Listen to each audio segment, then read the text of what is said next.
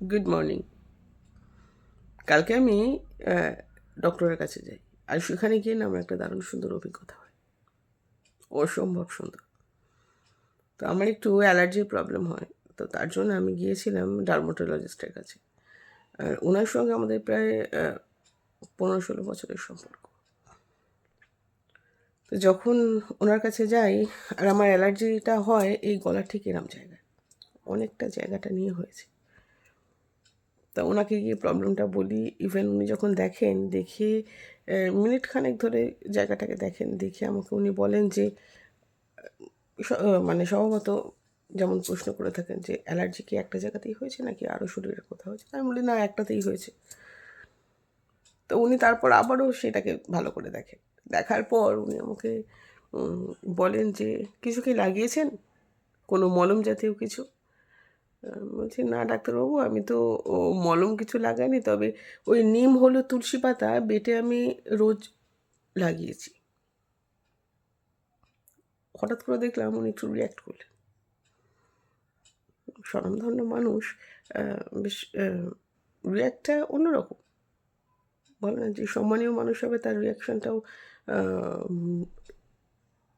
সম্মানীয় হবে। তা তিনি আমাকে বলেন যে আরেকটু বেশি করে লাগাতে পারতেন, যেটুকুনি ইনফেকশনটা আছে ওটুকুনিও সেরে যেত। প্রায় তো সেরেই এসেছিল। দেখো, মানুষ যখন রেগে যায় না, তার মুখ দেখলে বোঝা যায়। রাগ যতই তুমি কন্ট্রোল করো না কেন, বাট চোখ কিন্তু কন্ট্রোল তুমি করতে পারবে না, চোখ কথা বলবেই। চোখ এমন একটা জিনিস।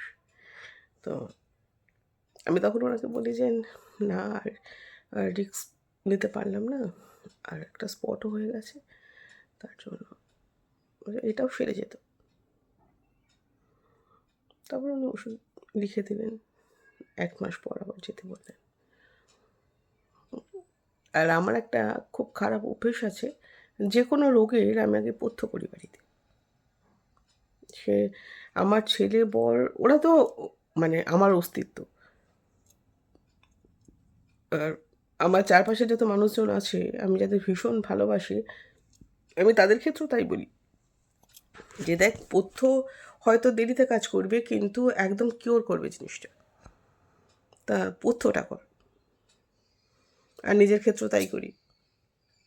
ওই জন্য আমি ডাক্তার বুদ্ধি ঠাকুরের আশীর্বাদে একটু কমই যাই বা কমই দেখাই। তো কাল যখন চেম্বার থেকে বার হই, তখন আমার হাজব্যান্ড আমাকে বলে, দেখলি তো আজ পথ্যর জন্য ছাড়টা খেলি। ঠিক আছে, রোগটা তো সেরে গেছে, নাহলে এটা ইনফেকশন যেটা 20% আছে, সেটা কোথায় গিয়ে দাঁড়াতো বুঝতে পারছো?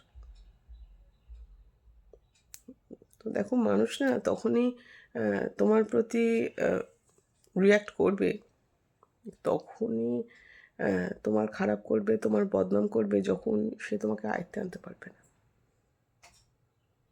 নাহলে কারোর হাতে এতটা সময় নেই শুধু শুধু কেউ কাউকে সমস্যায় ফেলবে বা অন্যের জীবনের সমস্যা বাড়াবে। যে নিজের জীবনে সুখী, সে কখনো অন্যকে নিয়ে সমালোচনা করবে না। সমালোচনা সেই সব মানুষই করে বা সমস্যায় সেই সব মানুষই ফেলে যারা নিজের জীবনে সুখী নয়।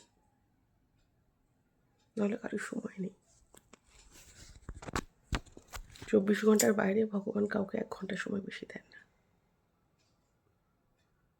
তাই চুপচাপ থাকো, সব কিছুতে রিয়্যাক্ট করার প্রয়োজন নেই।